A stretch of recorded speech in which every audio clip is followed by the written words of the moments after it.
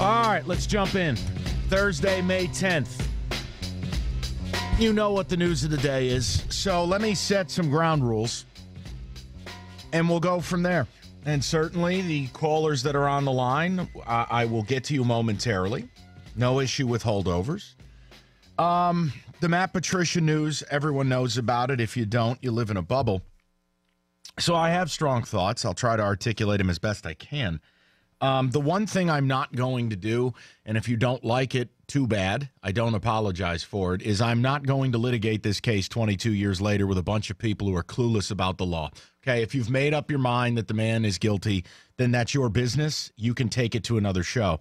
You're innocent until proven guilty. I will approach this the same way I approached very sensitive topics with Michigan State and accusations lobbied at people. No, I don't see a reason to go back 22 years when I have no proof. I have no police report. I have no physical evidence. I have there's nothing. It was dismissed. And we'll never know what happened. And I'm not going to go and try to find out because I can't. I mean, that's the bottom line in all of this. I'm not going to sit here for 4 hours and take phone calls and allow you to impugn this man's character with no proof. And that's really where we're at in 2018, if we're just honest about things now. A lot of times, people are just thought to be guilty until proven innocent. Newsflash, that's not the way this country works. Thank God. Matt Patricia's innocent until proven guilty. So, A, if you want to call up and try to lecture and try to make accusations and try to make some stupid conclusion that the man shouldn't be head coach, take it somewhere else. Not interested. Now, if you want to have a discussion about the relevance of the story, if you want to have a discussion about your emotions about the news, the questions you may have, I'm fine with that. It is a news story. I don't think you can be dismissive and say, well, this isn't a news story. Well, it is a news story, sadly. It is. Because, A, he's a head coach of the Lions. He's a public figure. This was dug up. I'm more interested in who knew what and when, and we'll get to that momentarily. The second thing is, as it pertains to the Lions, Rod Wood and the Lions kind of look stupid. Now, notice, I didn't say bad. They look stupid. There's a difference. Bad, it means that there's an underlying deceit there or an underlying issue that I can't prove. My point is they look stupid because Rod Wood, when contacted by the news, A, picks up his phone, which is just dumb. Second of all, he claims, I don't know anything about this. Then, a couple hours later, chimes in like he's read every case file and is 100% confident. Rod, you don't look good. All right? That doesn't, you look silly, frankly. Now, what did the Lions know? When did they know it? That's really where I center on it because, look, you're a $2 billion operation. You're hiring a CEO-level position. How the hell do you come out and tell me you do a background check, but it only focuses on employment matters? What do you mean to tell me? The guy could have been accused of being an axe murderer and you wouldn't have known? That doesn't work. You're not hiring a guy for a lawn mowing position here. You're hiring someone as a $2 billion organization. That's not acceptable. Now, here's the problem. If you're going to ask the question, why didn't the Lions know? Well, why didn't the Pats know? Or if they did, what did they know and when did they know it? Those are questions that need answering, and that's why it is a relevant story. It is. I get that, okay? I'm not going to put my head in the sand and tell you, well, this shouldn't even be brought up. Now, I can tell you I don't plan on talking about it for 4 hours. I can tell you that I'm not going to add anything to this and try to make it salacious or try to make it some unbelievable topic. I've given you my thought. The man's innocent until proven guilty.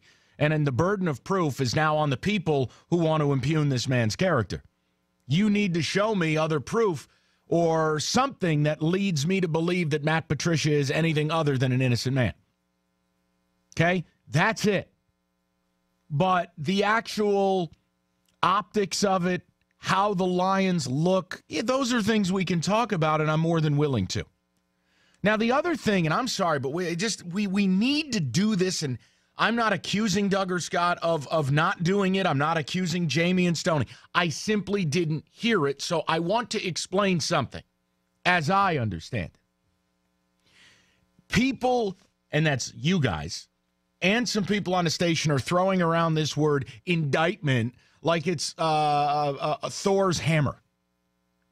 You need to understand a couple of things here, all right? A, the indictment in this case was a secret indictment, meaning they only hear the prosecution side, and you only need 9 of the 12 people to say, well, it's more believable than not. Let's move forward. Stop using an indictment as if it's a lock, stock, and barrel case against somebody. It just means 51%, 49, let's investigate this. Mind you, the accused never gets to tell their side, never gets to present anything. That's one. 2, understand, and these are the words of a lawyer who did call Doug and Scott's show, a lawyer in Texas. Understand how rare it is for a prosecutor, despite the wishes of the complaint, to walk away. Understand that. Those are 2 things that are lost in all of this. And driving around this morning, listening to portions of both shows, I cannot tell you how tiresome it is to hear people throw around the word indictment as if it's proof of guilt. Stop it. They took 12 people off the street, brought them in. Here's the accusation. If it's 1% more believable than not, we'll move forward. It's not proof. It is not a reason to smear this man. It's not a reason to discuss his job standing. It's just not. And if you're going to come to those conclusions, go somewhere else. I don't want to hear it. So, just so we're all clear as we start the show, I understand why it's a story. I do. I'm choosing to handle it differently than others. That's my prerogative. I'm an adult. No, I'm not going to go on a witch hunt. No, I'm not going to intimate guilt. Yes, I do believe in innocent until proven guilty. And I'll tell you this, that might be the best press conference that came out of Allen Park I've ever heard. You know why?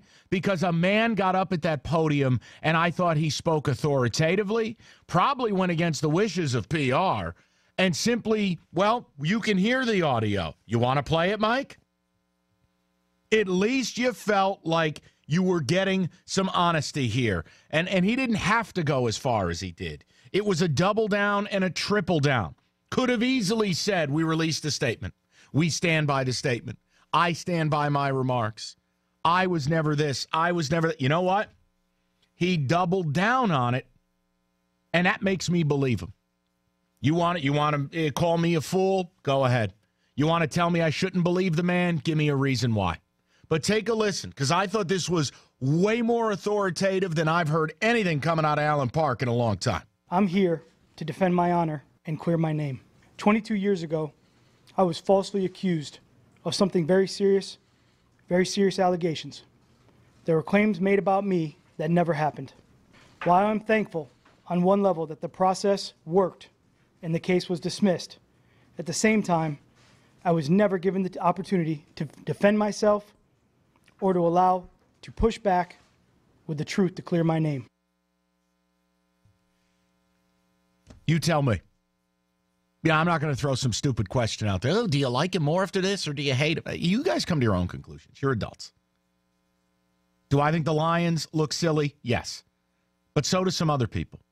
I think there's an interesting note in there that one New Jersey-based firm accessed the files and requested the files and discovered this. What NFL team resides in New Jersey who needed a head coach this offseason? It would be the New York Giants. The New York Giants and Patricia, seemingly, it vanished. I thought Matt Patricia was going to be our next coach. It ended up not happening. He's yours. You can read into that whatever you want. I'm just making a point to you. Right now, a lot of people have a lot of explaining to do. And no, I don't believe that Matt Patricia all of a sudden, if you're not asked the question, what do? You're going to offer it up? Hey, by the way, I was falsely accused of something, but I swear I'm innocent? Hey, it was dismissed. If it says on the application, have you been charged with a crime in the last decade? Well, what's his answer? No. Have you been guilty of X? His answer is no.